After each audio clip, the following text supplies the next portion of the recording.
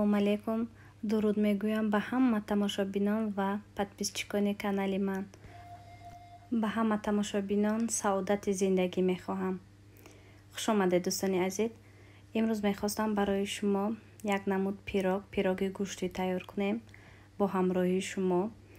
Барои мо лозим аст 350 мл кефир, 100 мл равғани растанӣ, 3 дона тухм. Аз ин ҷо ман якта зардиашро гирифтам барои болояш. хуб ҳамашро якҷоя мекунем.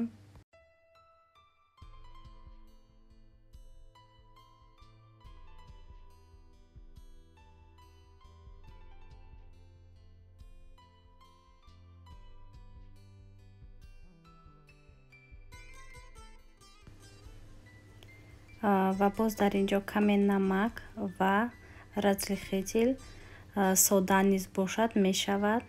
ҳамашро хуб якҷоя карда дар як тараф мемонем.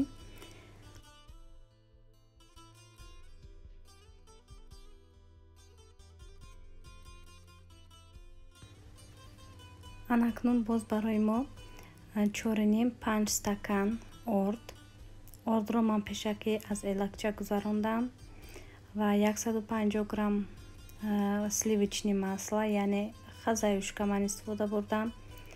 хубра якҷоя мекунем мисли умоҷ барин ва кефири тайёр кардаамонро омехта мекунем ва хуб якҷоя мекунем. Агар бинем ки ордаш камтар бошад, боз орд илова мекунем.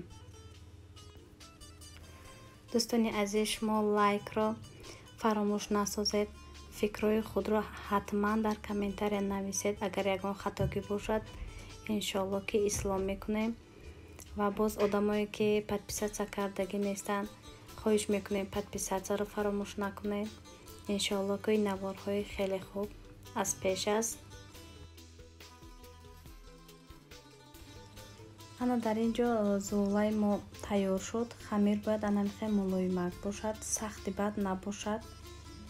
бо каме орд мо зуларо якто кардем. зула бояд ним соат дам гирад.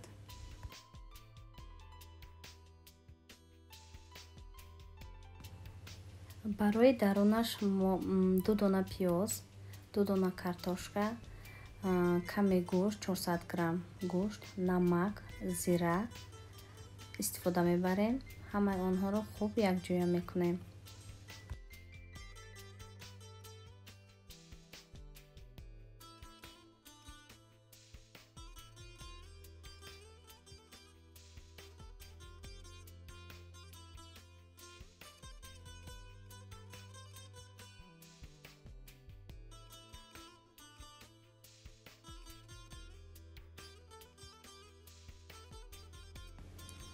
хуб дӯстони азиз, дар ин ҷо мо зуларо ба ду тақсим мекунем.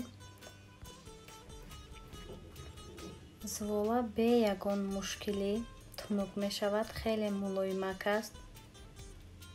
зуларо тунук карда дар лист мемонем. листи ман размераш 38 ба 30 аст ва начинкаашро дар дарунаш мемонем ва дуюм зуларо низ ҳамчунин тунук карда дар болояш мемонем.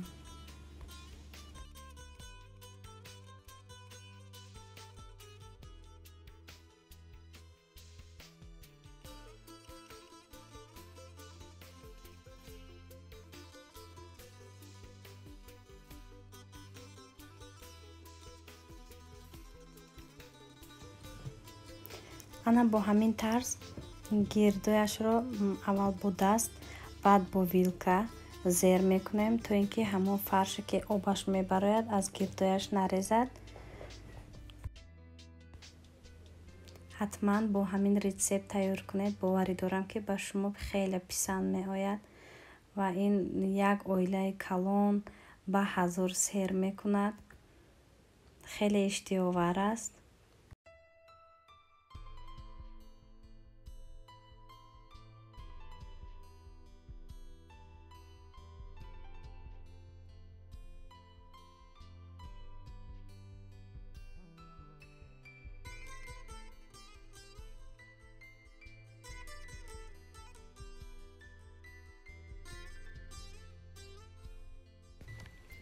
анамихен дӯстон, ман дар ин ҷо як дона зарди тухм, 2 қошуқ кефирро якҷоя кардам.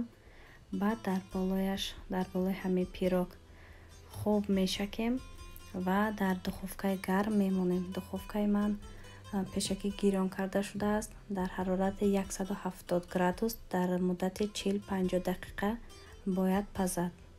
дар болояш бошад кунҷуд истифода мебарем.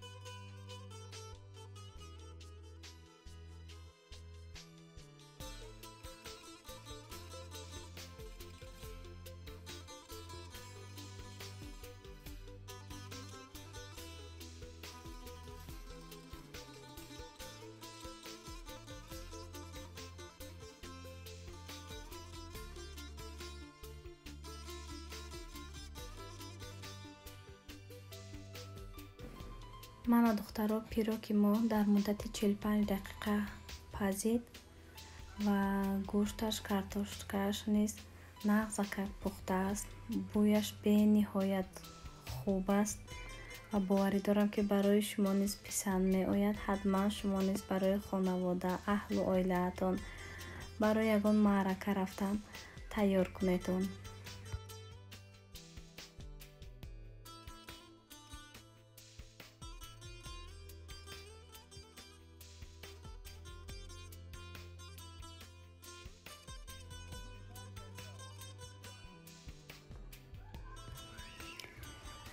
дар ин ҷо дӯстон, мо кӯдакҳо дар хона зиқ шуданд.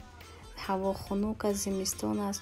берунам мебарои 5-10 дақиқа бозӣ мекунӣ.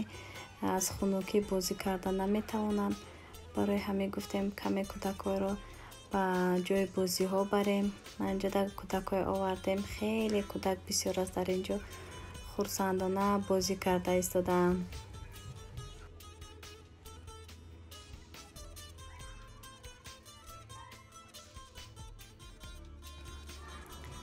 хуб дӯстони азиз, бо ҳамин мо наворҳои имрӯзаро ба анҷом мерасонем.